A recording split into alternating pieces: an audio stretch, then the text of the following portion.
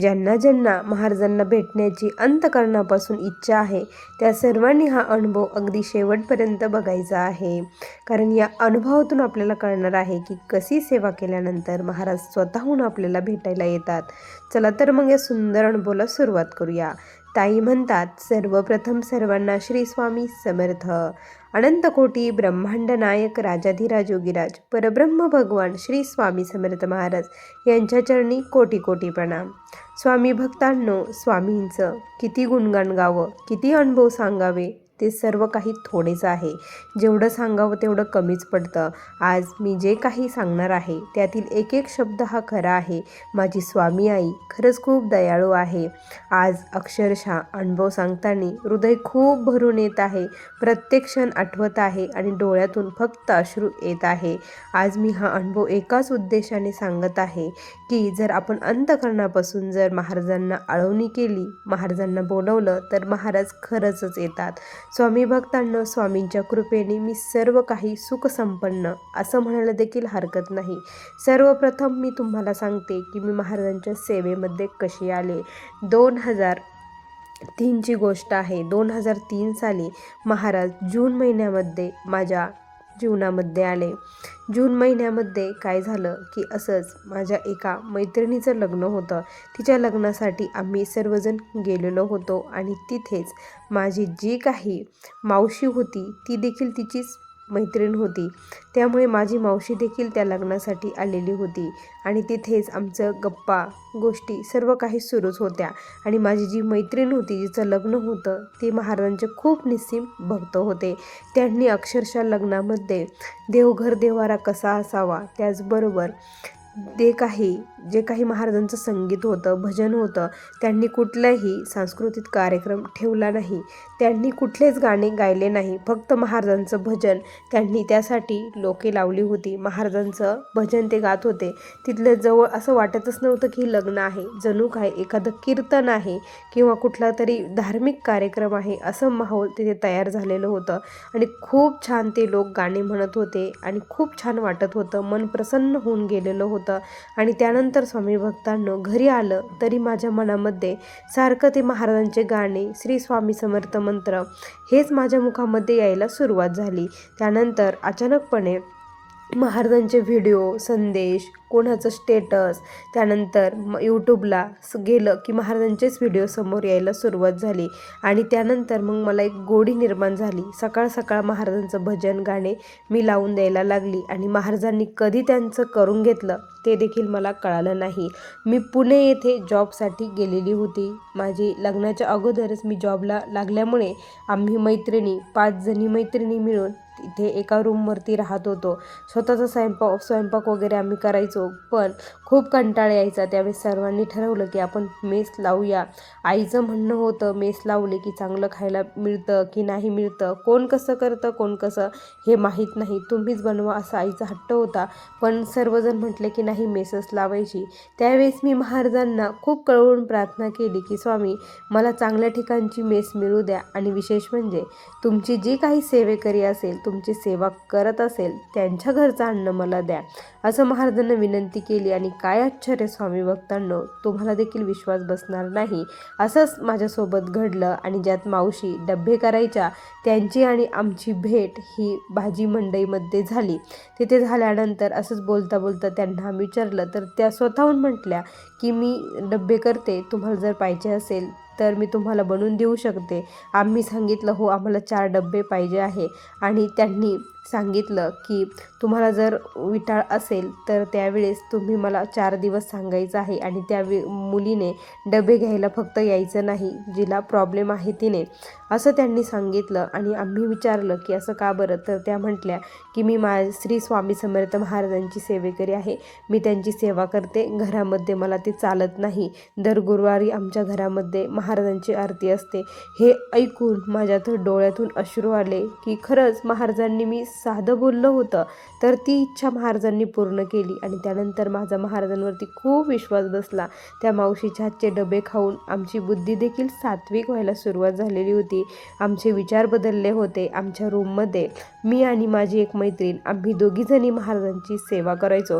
रोज संध्याकाळी आम्ही 3 अध्याय, 11 माळी आणि तारक मंत्र ह्या सेवा आम्ही करायचो. ज्या इतर मैत्रिणी होत्या त्या म्हणायच्या, तुम्ही काय सारखं स्वामींचं करता, गाणे म्हणायचे, गाणे लावायचे, काहीतरी एन्जॉय करायचा, स्वामी स्वामी करून काय भेटणार आहे. पण त्यांना कोणी सांगावं की महाराजांच्या नामस्मरणामध्ये जो आनंद आहे तो गाण्यामध्ये नाही, कशातच नाही.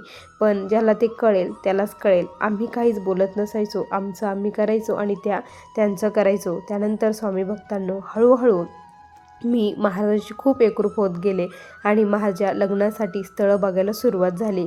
ज्यावेळेस स्थळं बघत होते त्यावेळेस एकच मनामध्ये इच्छा होता की मला असा मुलगा मिळावा की तो शहरामध्ये राहणारा असावा, त्याचबरोबर तो निर्व्यसनी असावा आणि तो देवाला मानणारा असावा. अशा माझ्या 3 अटी होत्या आणि त्या 3 अटी ही इच्छा महाराजांनी माझी पूर्ण करावी यासाठी माझा खूप अट्टहास चालू होता. स्वामींकडे कंटिन्यू तेच मागणं मी मागत होते. जेव्हा जेव्हा मठात जाईल किंवा सेवा करायला बसेल तेव्हा एकच मागायचे की मला असा मुलगा द्या म्हणून स्वामींना. त्यासाठी मी 108 स्वामीचरित्र पारायण करायला देखील सुरुवात केली आणि स्वामींच्या कृपेने 108 पारायण संपायच्या अगोदरच मला खूप छान स्थळ आलं. सर्व काही व्यवस्थित होतं आणि विशेष म्हणजे मुलगा देखील पुणे येथेच राहणारा होता आणि तो देखील माझी जी कंपनी त्याच्या जवळच 10 ते 15 किलोमीटर अंतरावरती तो जॉबला होता. त्यामुळे मी देखील लग्नानंतर जॉब करू शकत होते. हे बघून मला आनंद झाला. घरच्यांनी सांगितलं सर्व काही व्यवस्थित आहे, आपण करून घेऊया. मग तो मला बघण्यासाठी आला. माझे जे मिस्टर आत्ता आहे ते मला बघण्यासाठी आले आणि आमची पसंती झाली. त्यांनी मला काही क्वेश्चन विचारले आणि मीही त्यांना काही क्वेश्चन विचारले. त्यातून मला कळालं की हे सात्विक आहेत, देवाला मानणारे आहे. आमच्या बोलण्यातून मला आपोआप कळतं. आता एक माणूस जर आपल्यासोबत बोलत असेल त्याच्या बोलण्यावरून तर आपल्याला लगेच कळून जातं. आणि त्यांनी देखील सांगितलं की मी देवाला मानतो, देव आहे हे मला माहीत आहे, पण मी साईबाबांची भक्ती करतो. मी म्हटलं ठीक आहे, मी महाराजांची भक्ती करते, तुम्ही साईबाबाची भक्ती करा. मग आमचं लग्न झालं तरी मी पुणे येथेच राहिले. जिथे अगोदर जॉबला होते तिथे जॉबला होते. पण एक खंत नेहमीच वाटत राहिली की मावशीचा डब्बा बंद झाला. जेव्हापासून मावशीचा डब्बा बंद झाला तेव्हापासून त्यांच्या जेवणाची खूप आठवण येत होती. कारण मावशी खूप छान स्वयंपाक बनवायच्या आणि महाराजांचं नामस्मरण करून त्या स्वयंपाक बनवत होत्या. त्यामुळे ते अन्न खरंच खूप सात्विक होत होतं. मावशींना मी आत्ता देखील भेटायला जाते. त्यानंतर स्वामी भक्तांनो, लग्न झाल्यानंतर सर्व काही जबाबदाऱ्या त्यामध्ये महाराजांची सेवा वगैरे करायला खरंच वेळ मिळत नव्हता. मी फक्त ट्रॅव्हलिंगमध्ये महाराजांचं नामस्मरण, त्यानंतर तारक मंत्र मनातल्या मनात म्हणणे आणि महाराजांचं जे स्वामीचरित्र आहे मी मोबाईलमध्ये ते ॲप डाउनलोड करून घेतलं. त्यानंतर ते ट्रॅव्हलिंगमध्येच 3 अध्याय मी वाचायला सुरुवात केली. अशी सेवा, धावती पळती सेवा महाराजांपर्यंत पोचते की नाही असं खूप वेळेस मनामध्ये माझ्या प्रश्न यायचे की माझी जी सेवा आहे ती महाराजांपर्यंत पोचते की नाही. एकदा मला खूप म्हणजे खूप अक्कलकोटला जाण्याची इच्छा झाली. महाराजांना डोळे भरून बघावं, महाराजांचा आशीर्वाद घ्यावा, त्यांच्या चरणी लीन व्हावं असं खूप मनापासून वाटत होतं. काय झालं होतं मला माहीत नाही, पण खूप भेटीची ओढ लागली होती. महाराजांना खूप विनवणी करत होती की मला बोलवा, पण काही योग येतच नव्हता. कधी ठरलं तर काही ना काही प्रॉब्लेम, अडचणी येत होत्या. कधी सुट्ट्या मिळायच्या तर कधी सुट्ट्या मिळत नसायच्या. असं सर्व कंटिन्यू चालू होतं. मिस्टरांशी बोलले होते, ते म्हटले होते जाऊ, पण मला सुट्ट्या मिळाले की त्यांना मिळत नसायचे आणि घरचे काही इश्यू, प्रॉब्लेम, त्यामुळे जाणं होतच नव्हतं. अक्षरशः शेवटी तर असं झालं की मी महाराजांना बोलली की तुम्हाला तिकडं मला नेण्याची इच्छा नाही ना, तर तुम्हीच स्वतः मला भेटण्यासाठी या, असं मी सहज महाराजांना बोलून गेली. आणि माझी खूप अंतकरणापासून महाराजांची सेवा सुरू होती. महाराजांचं नामस्मरण कंटिन्यू मुखामध्ये होतं. कंटिन्यू श्री स्वामी समर्थ या मंत्राचा मी जप करत होती आणि एकच आशा होती की स्वामी भेटीची, स्वामी दर्शनाची. मी महाराजांकडे खरं सांगते आत्तापर्यंत काहीच मागितलं नाही. माझ्या जीवनामध्ये खूप सारे वादळ आले, संकट आले, पण त्या संकटातून मला सोडवा किंवा वाचवा हे देखील मी महाराजांकडे कधीच मागितलं नाही, पण महाराजांनी मला कुणाच्या रूपामध्ये येऊन खरंच त्या प्रत्येक संकटामध्ये मदत केली. कारण आईला काहीच सांगावं लागत नाही असं म्हणतात ना, तशीच माझी स्वामी आई आहे. माझी कुठलीच दुःख, अडचण, प्रॉब्लेम त्यांना सांगावंच लागत नाही. त्यांना स्वतःहून कळतं आणि ते माझ्या मदतीला धावून येतात. स्वामी भक्तांनो, असंच मी बोलले आणि त्यानंतर काय आश्चर्य असं झालं की आमच्या इथे अचानकपणे अक्कलकोटवरून महाराजांच्या पादुका आलेल्या होत्या. ज्या मावशी होत्या त्या मावशींच्या घरी पादुका आल्या. त्यांनी मला कॉल केला की पादुका आलेल्या आहे, दर्शनाला ये म्हणून. पण मला सुट्टीच नव्हते आणि मी ऑफिसमध्ये होते, मिस्टर ऑफिसमध्ये. मग कसं जाणार? दिवसभर मनामध्ये तेवढंच लागून राहिलं की महाराज एवढ्या जवळ आले तरी देखील दर्शन झालं नाही, महाराजांना मला दर्शनच द्यायचं नाही. म्हणून मी खूप रडले. त्या दिवशी मी जेवणसुद्धा केलं नाही. खूप म्हणजे खूप रडले. आणि स्वामी भक्तांनो, जर खरंच स्वामी दर्शनाची ओढ असेल आणि महाराजांना कळवून प्रार्थना केली असेल, आपलं अंतःकरण त्यांना बोलवत असेल, तर महाराज अशा प्रकारे आपल्याला भेटतात बघा. आम्ही जेव्हा ऑफिसमधून येत होते त्यावेळेस काय झालं की अचानकपणे माझ्यासमोर ज्या पादुका मावशींच्या घरी आलेल्या होत्या त्याच पादुका मला पुढे दिसल्या. कारण प्रचंड गर्दी होती. एवढी गर्दी कशाची म्हणून विचारलं तर म्हणे अक्कलकोटच्या महाराजांच्या पादुका आहे. हे बघून माझ्या डोळ्यातून खूप अश्रू आले. मी तिथेच थांबले आणि त्या पालखीचं दर्शन वगैरे घेतलं. त्या पुजाऱ्यांना म्हटलं की माझं घर इथे जवळच आहे, आमच्या घरी ह्या पादुका येऊ शकतात का? तर ते म्हटले हो, का नाही, तो येऊ शकतात.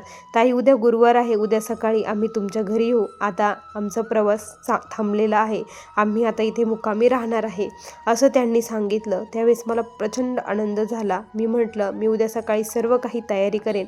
आता ऑफिसला सुट्टी मिळते की नाही, नाही भेटले तरी चालेल, मी सुट्टी घेणार हा निर्धास्त केला. सरांना कॉल केला आणि विशेष म्हणजे जे सर मला कधी सुट्टी देत नाही त्यांनी देखील काहीच मला बोलले नाही.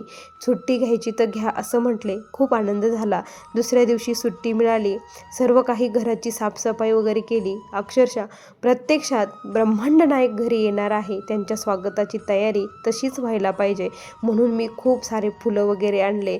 सडा, रांगोळी, महाराजांना येण्यासाठी फुलांची रास घातली. खूप साऱ्या साड्या वगैरे अंथरल्या. सर्व काही केलं. सर्वजण आले. सर्वांनी बघितलं आणि महाराजांच्या पादुका गुरुवारी घरी आल्या. डोळ्यात फक्त अश्रू होते. स्वामींच्या दर्शनाची ओढ होती आणि स्वामी प्रत्यक्षात खरंच घरी आले. मी अशीच म्हटले होते की मला तुम्ही बोलवत नाही तर तुम्ही स्वतः मला भेटण्याला या. आणि खरंच माझे माऊली आई मला भेटण्यासाठी स्वतःहून आले. ते बघून डोळ्यातून फक्त अश्रू येत होते. मी आणि माझे मिस्टर आम्ही दोघांनी महाराजांच्या पादुकांची पूजा केली.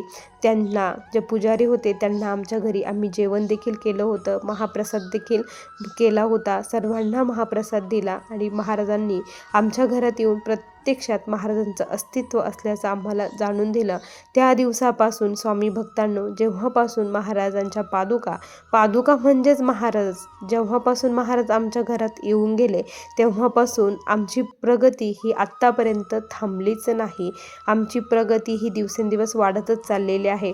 जे काही संकट होते, जे काही प्रॉब्लेम्स होते ते सर्व काही कमी झालेले आहे आणि महाराजांची कृपा आमच्यावरती कायम राहिलेली आहे. आणि असंच वाटतं की महाराजांनी अशीच कृपा प्रत्येक भक्तावरती करावा. प्रत्येक भक्ताची जी काही दर्शनाची इच्छा आहे त्या प्रत्येक भक्ताला महाराजांनी दर्शन द्यावं. तेव्हापासून स्वामी भक्तांनो, मी फक्त स्वामीमय झालेली आहे. श्री स्वामी समर्थ याच मंत्राचा जप करते आणि तो क्षण आज देखील आठवला तरी खूप भरून पावल्यासारखं वाटतं आणि हृदय भरून येतं. स्वामी भक्तांनो, हा मला स्वामींनी दिलेला खूप मोठा अनुभव होता. श्री स्वामी समर्थ. बघा स्वामी भक्तांनो, किती सुंदर अनुभव आहे ताईंचा. तुम्हाला हा अनुभव कसा वाटला नक्की कमेंटमध्ये कळवा. तुम्हाला देखील असेच अनुभव असतील तर आपल्या व्हॉट्सअप ग्रुपला जॉईन होऊन तुमचा अनुभव तुम्ही मला शेअर करू शकता. त्याची लिंक डिस्क्रिप्शन बॉक्समध्ये दिलेली आहे. चला तर मग पुन्हा भेटूया अशाच सुंदर एका नवीन अनुभवासोबत. तोपर्यंत सर्व स्वामी भक्तांना श्री स्वामी समर्थ. जय जय स्वामी समर्थ. श्री गुरुदेव दत्त.